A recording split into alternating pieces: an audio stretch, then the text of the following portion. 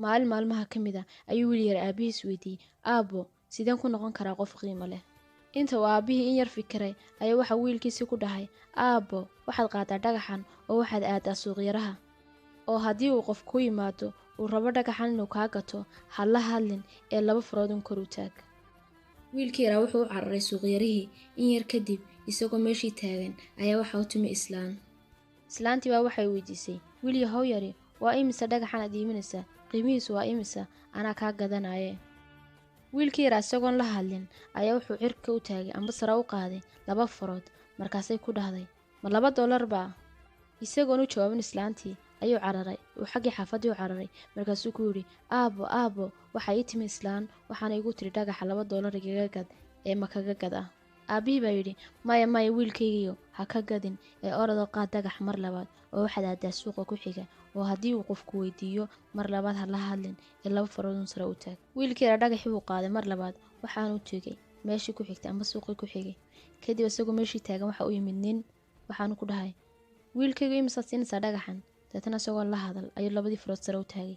markaasuu ku dhahay, 200 miyaad siinaysaa $1? iga iibi, waan kaa iibsanayaa. wiilkii yaraa isagoon u jawaabin ninkii ayuu cararay ilaa xaafadii. markaasuu ku yidhi, aabbo nin baa ii yimid, waxaanu ii istaagay $200 iga siisanaya dhagaxa ee ma ka gadaa? aabbihii baa ugu jawaabay, maya aabbo, qaad markan ugu dambaysa dhagaxa oo waxaad aadaa meesha dhagaxaanta lagu gato ee lagu kala iibsado. kadib wiilkii yaraa wuxuu aaday meesha dhagaxaanta lagu kala iibsanayo. isagoo meesha dukaanka hortiisa taagan ayaa deetana waxaa arkay ninkii iska lahaa dukaankan ee dhagaxaanta gadan jiray. markaasuu u yeedhay, kaali wiilkaygiiyo soo gal, waxbaan rabaa inaan ku weydiiye, dhagaxan ma adigaa gadaaya oo waa imisa qiimihiisu? wiilkii yaraa isagoon la hadal siduu aabbihii u sheegay ayaa wuxuu sare u qaaday 2 farood. deetana wuu ka aamusay. markaasuu ku dhahay, ma $2,000 iga gad wiilkayga anaa kaa gadanaye, ma ogtay dhagaxani inuu adduunyada ku yaryahuu sii dabargo-ayo? yaraa isagoon u jawaabin oo wuxuu ku jawaabana garan la waayo lacagta qiimaheeda aad bay u badan tahay ayuu haddana aabbihii xasuustay. wuxuu ku dhahay, ha hadlin. kadib aabbihii buu u noqday, wuxuu ku yidhi, aabbo ma ogtay ninba $2,000 buu ii istaagay ee ma ka gada dhagaxa?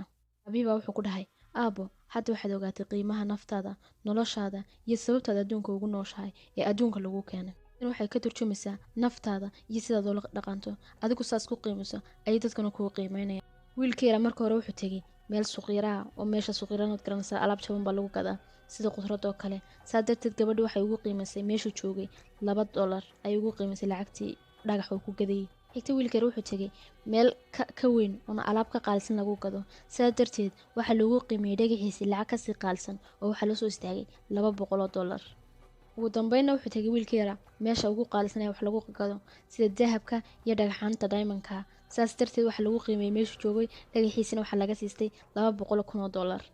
taada inaad qiimo siisaa kuma xidhna inay waalidiintaa faqiirin yihiin ama taajirin yihiin, inaad waddan qurbaa joogto amba waddankii joogto, inaad cad tahay amba inaad madowdahay, ee inaad naftaada qiimo siisaa waxay kugu xidhantay adiga keligaaba is qiimeyn kara, adiga keligaabaan farxad siin kara. waxa fiican inaad garato adiga qiimahaaga oo aanad dadka ku sugan waxay ku leeyihiin aduunba hoos ku qaadi kara, aduunba hoos isku dhigi kara, sarena isku qaadi kara. dadka waxay ku leeyihiin maaha inaad muhiimadda saarto ee adigu waxaad tahay waa inaad adigu isa soo saartaa.